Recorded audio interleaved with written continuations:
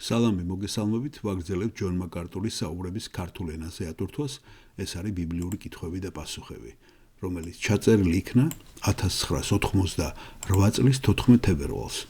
ჩვენ ვამთავრებთ 36-ე ნაწილს, 1-2 კითხვის შემდეგ.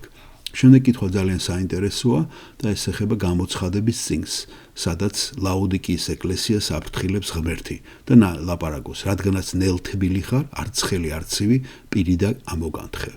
ამას სვავს თერან ჩეპბენი. სალამი ჯონ, მომქვია თერან ჩემბენი, ჩემი შეკითხვა იყო გამოცხადების წიგნიდან. მესამე თავის, მე-6 და 5-შადაც საუბარი იმაზე, რომ უფალი ამოგანთხევს პირიდან თუ შენი საქმეები არცხელია და არცივი. და მაინტერესებს, როგორ უკავშირდება ეს იმ თემას, რისიც ჩვენ გვწამს და გვჯერა, რომ ერთხელ ვართ გადარჩინელები და გამოხსნილები და არ შეიძლება რომ ქრისტიანი, რომელიც მორწმუნეა, დაიყუპოს და დაიკორგოს ღმერთის ხელიდან. ჯონ მაკარტური პასუხობს.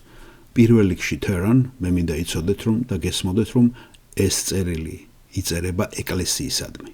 ლაოდიკიის ეკლესიაში ანგელოს მიწერე. მე ვიცი შენი საქმეები, რომ არ ცივი ხარ არცხელი, რომ ცივი იყო ანცხელი და რადგან ნელთბილი ხარ არცხელი და არცივი, პირიდან ამოგანთხევ. ის საუბრობს იმაზე, რომ ამ ეკლესიამ, ლაოდიკიის ეკლესიამ დაკარგა გავლენა, დაკარგა იდენტობა და ეს მართლაც ასე მოხდა.